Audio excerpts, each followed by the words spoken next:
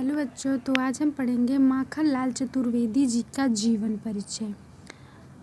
भारत के प्रमुख कवि, लेखक एवं पत्रकार के रूप में अपनी छवि बनाने वाले कवि माखनलाल चतुर्वेदी का जन्म 4 अप्रैल 1889 ईस्वी को मध्य प्रदेश के होशंगाबाद जिले में बाबाई नामक स्थान पर हुआ था। आपको जैसा कि पता है कि किसी लेखक का जीवन परिचय याद करने के लिए सबसे पहले उनका जन्म देखते हैं कि कब हुआ था। इनका जन्म हुआ था 1889 यानी कि 4 अप्रैल 1889 को कहाँ पे हुआ था। इनका जन्म हुआ था मध्य प्रदेश के होशंगाबाद जिले के बाबाई नामक स्थान, यानी कि कोई गांव का नाम था बाबाई, वहाँ पे हुआ था। और इनके पिताजी का नाम नंदलाल चतुर्वेदी था। जैसा कि हम पढ़ते हैं कि सबसे पहले जन्म स्थान, जन्म तारीख के लिखने के बाद हम उनका जिला उला लिखते हैं, गांव लिखते हैं। उसके बाद उनके पिता माता का नाम, उनकी शिक्षा, इन सब के बारे में लिखते हैं। तो इनके पिता का नाम नंदलाल चतुर्वेदी था। माखनलाल चतुर्वेदी के पिता का नाम नंदलाल चतुर्वेदी और माँ का नाम सुंदरी बाई था। नंदलाल चतुर्वेदी और सुंदरी बाई। यदि आपको याद नहीं हो रहा है तो आप ऐसे याद कर सकते हो, नंद सुंदरी। नंद से नंदलाल चतुर्वेदी और सुंदरी से सुंदरी बाई, आप ऐसे याद कर सकते हो। और इनके पिताजी अपने ग्राम सभा में स्थित एक प्राथमिक विद्यालय में अध्यापक हुआ करते थे। ठीक है। चतुर्वेदी का साहित्यिक परिचय, ठीक है, जो माखनलाल चतुर्वेदी थे उनका साहित्यिक परिचय अब हम देखते हैं। लेकिन देखते हैं कि इनके पिताजी जो थे वो अपने ही गांव के प्राथमिक विद्यालय यानी कि प्राइमरी विद्यालय में अध्यापक थे। ठीक है। और इनका साहित्यिक परिचय देखें तो चतुर्वेदी जी एक भारतीय आत्मा नाम से अपनी कविताएं लिखा करते थे। ये जो अपनी कविताएं लिखते थे उनका नाम रखते थे एक भारतीय आत्मा। ठीक है। और इनकी काव्य रचनाएं राष्ट्रीय भावनाओं पर आधारित है। इनकी जो काव्य रचनाएं हैं उनमें मुख्य रूप से राष्ट्रीय भावना उत्प्रेरित है। ठीक है। वे राष्ट्र पे ही कविताएं अपनी लिखा करते थे, तो जिस कारण से कहेंगे कि इनकी काव्य रचनाएं जो है राष्ट्रीय भावना पर आधारित है, जिनमें त्याग, बलिदान, कर्तव्य भावना और समर्पण आदि के भाव विद्यमान है। जिनमें यानी अपने देश के प्रति त्याग का, बलिदान का, कर्तव्य की भावना, समर्पण का भावना यानी कि त्यागने की भावना जो विद्यमान है इनकी कविता में। ठीक है।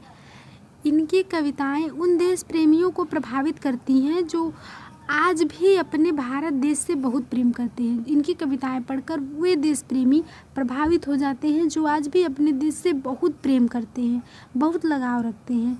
तथा इनकी रचनाएं देशवासियों को जागरूक करने के लिए बहुत सहायक सिद्ध हुई हैं।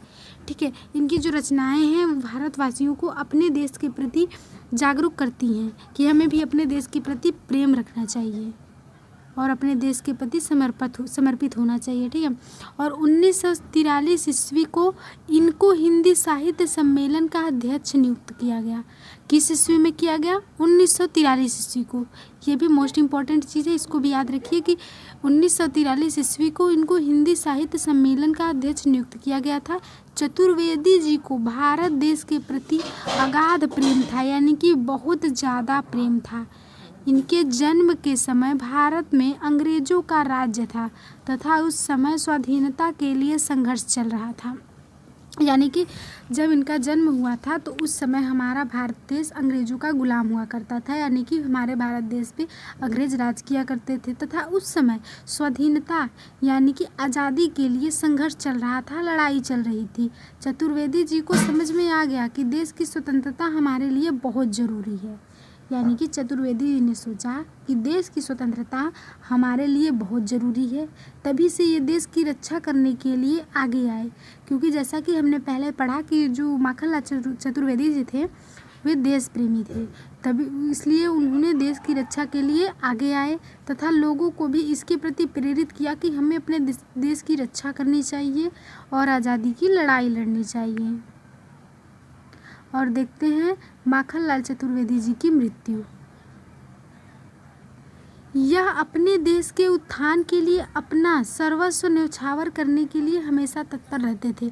माखनलाल चतुर्वेदी जी एक देश प्रेमी थे जो कि अपने देश को आज़ाद कराने के लिए, अपना सब कुछ न्यौछावर करने के लिए, अपना सब कुछ लुटाने के लिए हमेशा तैयार रहते थे। ये उन प्रमुख कवियों में से एक थे जिन्होंने अपना परम लक्ष्य राष्ट्रहित को ही माना है। ये विन कवियों में से एक थे जिनका लक्ष्य एक ही था, राष्ट्र का हित, ठीक है, राष्ट्र की भलाई और राष्ट्र को समर्पित करने वाले यह स्वतंत्रता संग्रामी कवि माखनलाल चतुर्वेदी जी का 30 जनवरी 1938 ईस्वी को निधन हो गया। जो माखनलाल चतुर्वेदी जी थे, इनका कब मृत्यु हुआ था? 30 जनवरी 1938 को हो गया था।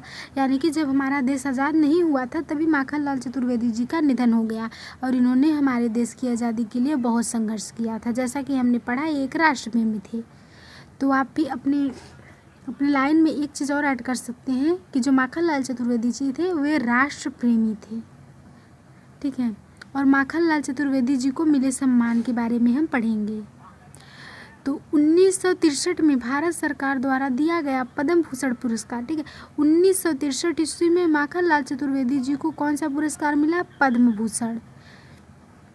इसके बाद इनको 1955 में साहित्य अकादमी अवार्ड जीतने वाले प्रथम व्यक्ति बन गए, ठीक है। इन्होंने यानी 1955 में साहित्य अकादमी अवार्ड भी जीता था। और इसके बाद इन्होंने 1959 में सागर यूनिवर्सिटी से डी.लिट की उपाधि प्राप्त की थी, 1959 में, ठीक है। इसके बाद माखनलाल चतुर्वेदी जी की रचनाओं के बारे में हम देखेंगे, ठीक है। तो इनका जो एक रचना था उसका नाम है समय के पाँव, गरीब इरादे अमीर इरादे, ठीक है। समय के पाँव, गरीब इरादे अमीर इरादे, हिम तरंगिणी, युग 4, बिजूरी, काजल और साहित्य के देवता, मरण ज्वार आदि इनकी जो रचनाएं थी। और अन्य जानकारी, माखनलाल चतुर्वेदी जी की कृतियों को उनके पोते श्री प्रमोद चतुर्वेदी जी ने सहेज कर खंडवा में रखा हुआ है। यानी कि जो माखनलाल चतुर्वेदी थे उन्होंने जितनी भी रचनाएं लिखी थी, जितनी भी कृतियां लिखी थी, उसको उनके पोते जिनका नाम है प्रमोद चतुर्वेदी, उन्होंने बहुत सहेज कर मतलब बहुत ही संभाल कर खंडवा में रखा हुआ है, ठीक है। एक बार से फिर से इनकी कृतियां देख लेते हैं क्योंकि कृतियां 1 नंबर में भी पूछ देता है कभी कभी।